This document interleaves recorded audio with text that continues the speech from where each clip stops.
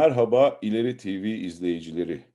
Bugün İtalya'da Sanremo şarkı yarışmasında Grup Yorum özel ödülü alan Mısırlı müzisyen Rami Essam'la beraberiz.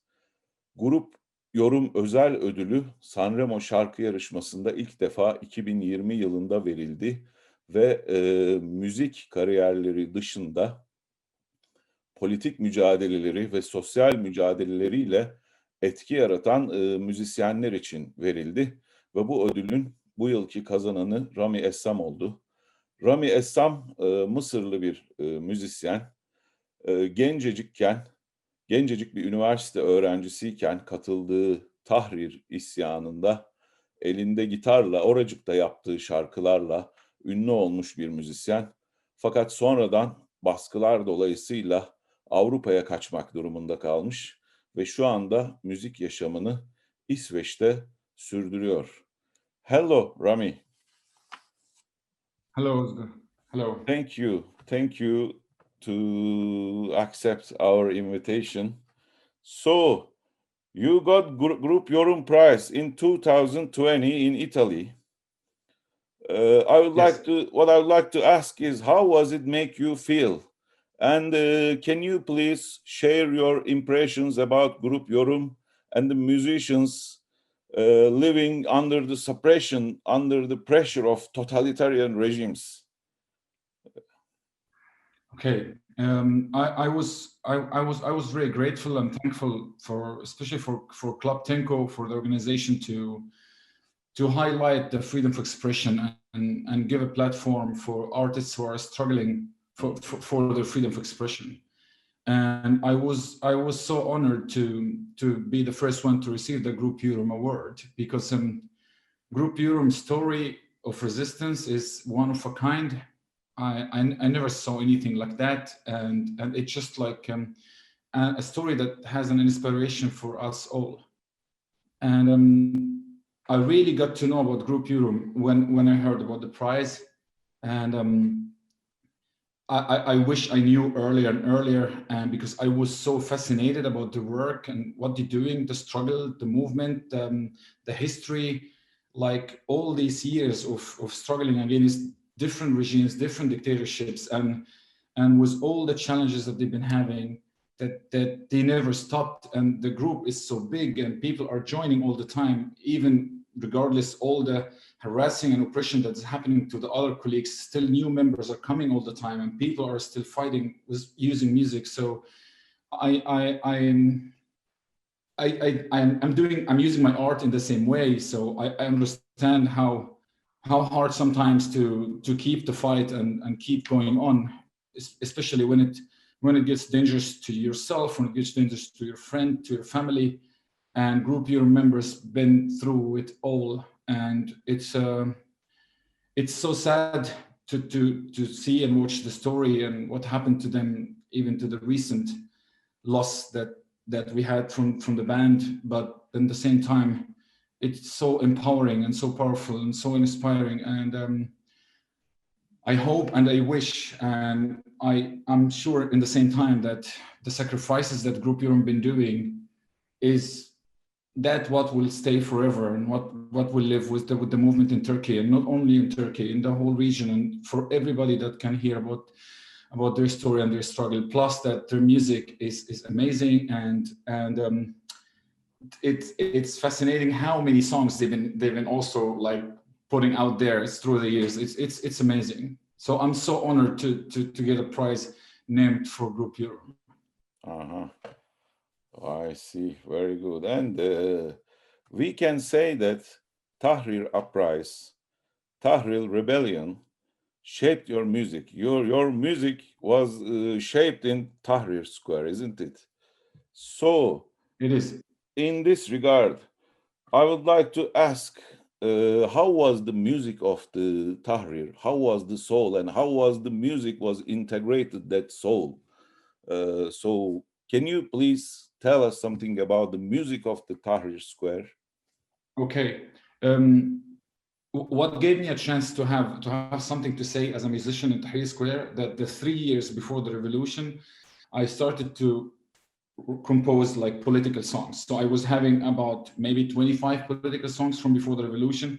They were not big. I just released few of them, and I wasn't even having any big career yet. So the revolution was the real start. But because I had the political songs from before, I was somehow like ready for it without knowing that it's coming. But when I joined the Tahrir Square, I was having my acoustic guitar. I was singing, but there was so much art. There was so much music from everywhere. I mean, it wasn't only my music or the new music that I was creating in the revolution. There was also like Sheikh Imam music, who was like the biggest revolutionary artist from the 70s and 80s, and his music was very important for the generations before the revolution. So his music was there, and other revolutionary music also from the past, and people were just singing it here and there. But for me, if I will talk about what I was doing in Tahrir Square, or what the music was doing to us, the music was very important tool for the Egyptian revolution, especially for the days in Tahrir Square.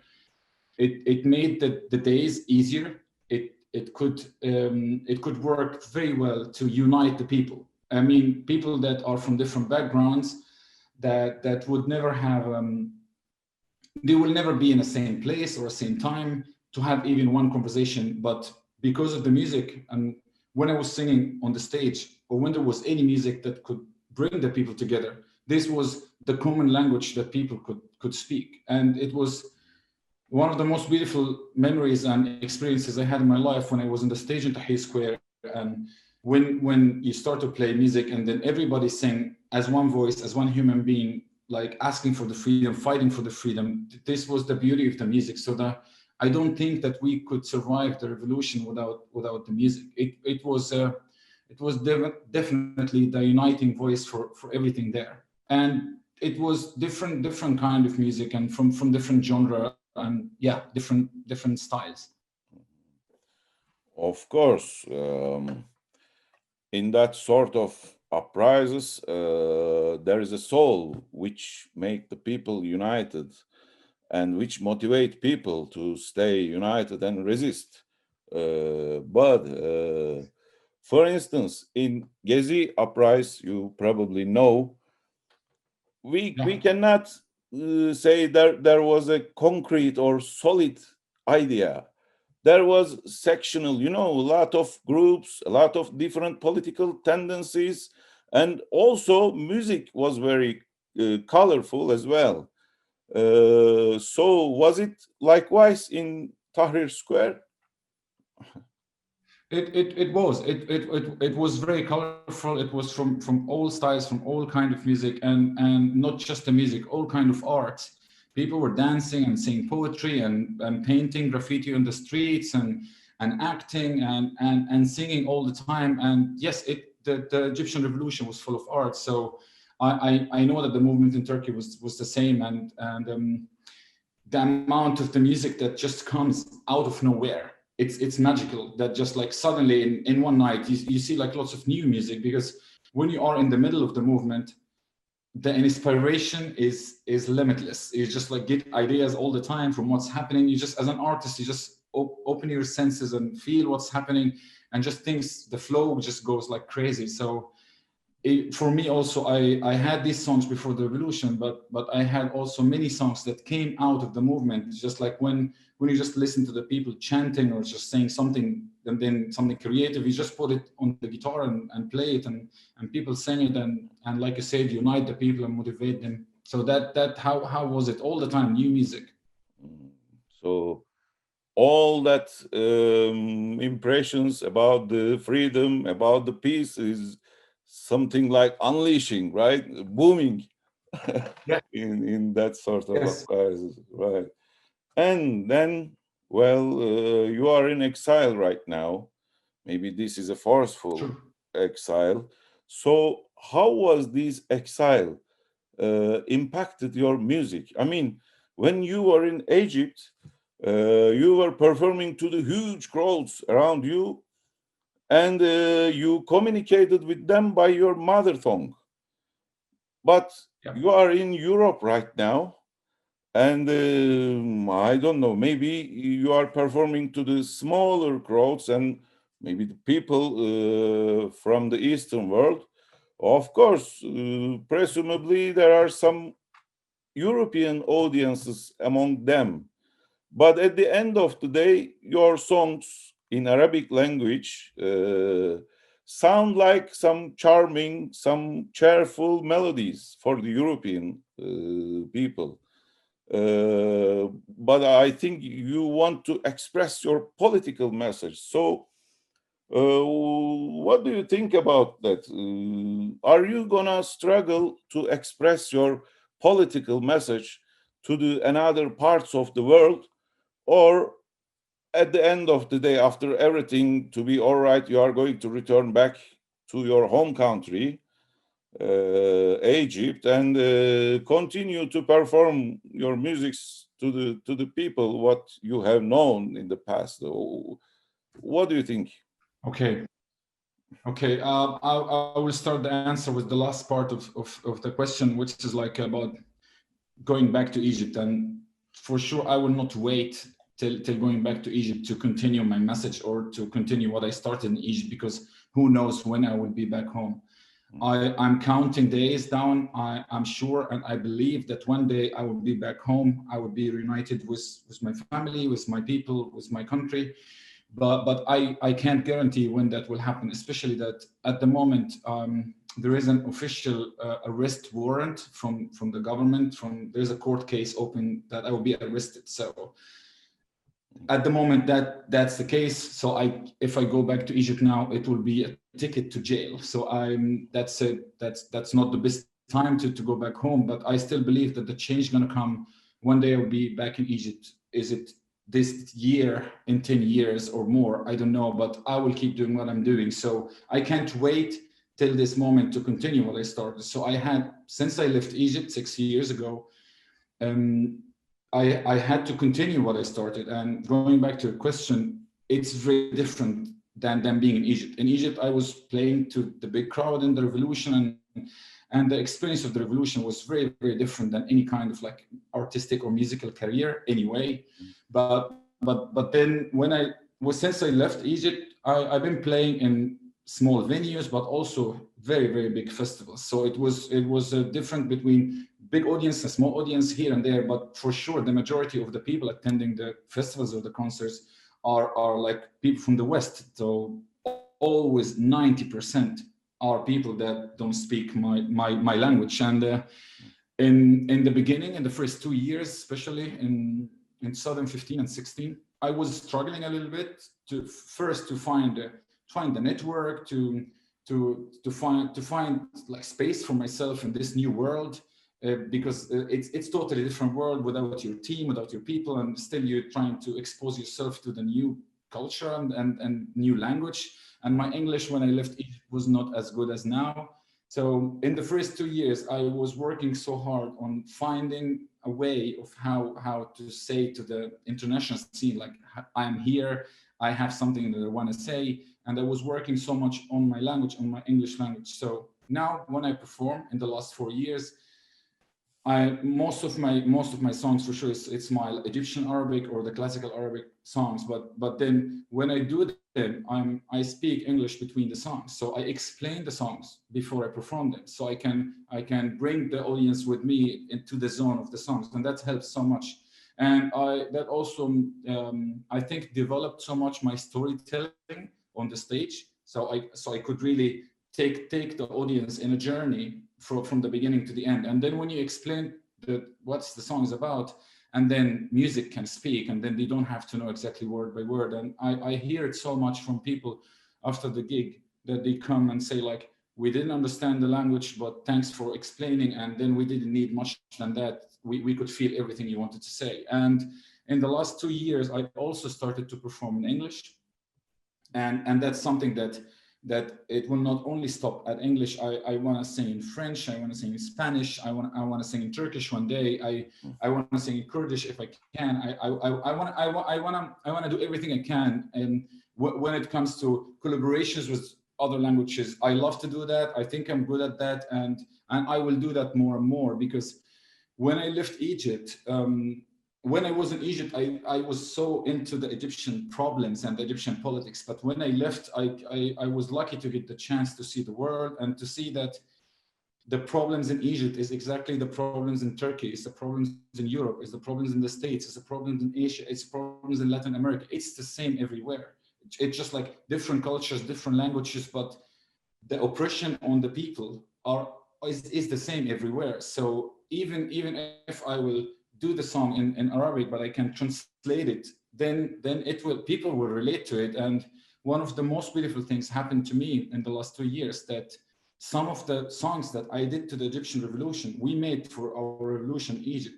People in Lebanon took it and used it to their movement, or people in Iraq, or people even in Iran that they don't speak the same language. They took two of the songs that we use in the Egyptian revolution and they used them. So the language is not the biggest like challenge or obstacle, but in the same time, speaking English, like I said, and doing songs in different languages and being connected with other cultures is always useful and helpful. Good. Okay. I hope you to sing some Turkish songs in the future. It's a good I would love to, and Mhm. and when I just started to listen to Grup Yorum music, I just fell in love with some music that they did, and I really wish to even perform one of it, but the language was pretty hard to really do it. And I will one day I will just, when I find the right person to help me with the Turkish pronunciation and phonetics, and I will give it my best to try to do one song from Grup Yorum one day. I will do that. Very, very nice. And generally, the musicians, those are who migrate to Europe, express their music by a traditional way. You know, they use traditional instruments. Sometimes they wear traditional clothes, just like, see, this is a wood from the Egypt. This is our music. This is our language. This is our culture. Blah, blah, blah. I think this is a sort of segregation. So as but your music is literally rock music. Maybe sometimes it's going through the hard rock. Do you think that rock music or hard rock is the way to express the political message, strong way, and maybe provoking people in a positive manner, especially the young people? So, are you going to continue by rock music, or maybe in the future you can use some traditional instruments? So, what do you think about that?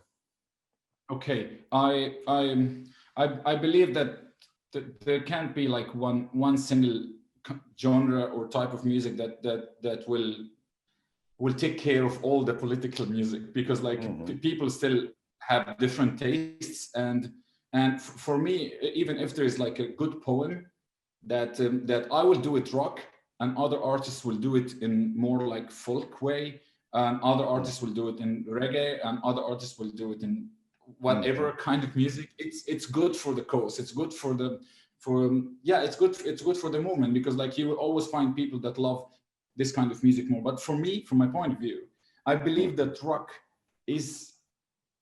it has something so special when it comes to political messages, because of the anger in the rock music, and revolutions are full of anger, and I mean healthy anger, not a bad anger. And rock helped me so much to control my anger, and to direct it to a good direction. And I think that the power and energy in the rock music is so needed for the movements and the revolutions. So I'm doing that, and in the last 10 years, I did also other kind of music, not only rock, and I'm very flexible, and I love to use the traditional music sometimes, and even my rock is rock and hard rock sometimes, like you said, but singing and the language that I'm using. So that's how it's like, that's how I always like to call it, like Egyptian rock. Mm-hmm. And that's the mix that I was trying to find out, and that's what I'm using. But also Flex needs that. I would just go with it and with my feelings. So, but rock is always the first thing in my heart and the first way I want to express myself. One more thing is that we don't have so much rock music in the region. We have a lot of other kind of genres in the region, but rock music is not so much, and hard rock is not so much. And I think for helping the young generations to control their anger and direct it to the right way and to help the movement, we need rock music. So I will just keep doing my best to do that, and hopefully more and more will come all the time. I'm not the only one doing that anyway in the region, but we need more. I see. And you got the chance to come together with the Western musicians once you fled to the Europe. So how was your music affected?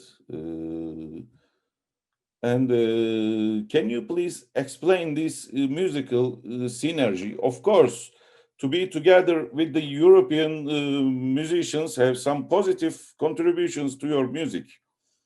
But how was Rami Essam's presence in Europe can contribute to the music is actually performed in the Europe? So can you please tell us something about this synergy, musical synergy? Okay. Okay, when I left Egypt first, the quality of the music production in Europe, and especially in Sweden and Finland, where I live at the moment, the quality here is so much better than Egypt, and the musicians and the music scene is so much more educated than in Egypt. And I also got the chance myself to be much better artist. I educated myself. And when I was in Egypt, I was so busy with the revolution in the streets, and I didn't have so much time to work in the studio and to work on myself to be a better artist. But when I came here, I had the time, I had the space, and I had the tools also here because of the scene. And I was so lucky to get the chance to make music with great music producers, and also to have very, very good musicians in my band in Sweden or in Finland or in United States. And all these things gave me big experience, and I became much better artist, I think. And especially as a performer, when you tour in the West, when you tour the world and you see other artists and you tour in big festivals, that gives you the chance to develop as an artist. So that's the first important part. But then when I also toured the world and toured in many festivals, I've been listening to lots of other cultures in music from all over the world, and it was just amazing. You just stay there and listen and learn, and things that you might never end up like playing this music yourself on your device. But I was exposed to this music, and for sure I learned from that. And I've been in touch with these musicians, and I'm trying to work on collaborations in many countries, and this will bring so much to my music, and that was very important. And going back to what I said earlier in the interview about that, when I toured the world, I found out that we all share the same pain. So that also can reflect to the music. We also can share the same music, especially that it's the best way to express our feelings and our pain and our movement and our revolutions and our dreams. So if we can combine these things together, this synergy that you say could be extremely useful, and it doesn't have to be only in the Middle East. It can be also all over the world. And what I could bring to the West, I think I'm getting some parts of my culture, especially that I play rock music, which is music that they like already here and they like to listen to, but I'm bringing it to them with a different taste, with a different flavor that has the Egyptian rhythm, North African rhythms and instruments. And I'm happy to be sharing our culture with them, my culture with them, and I'm also all the time open and ready to receive their culture as well, and just mixing this culture and using it for the people to give something useful with good meaning. through music, it's the best. So this synergy is very useful in all levels. Yeah. Because you know why I asked this question.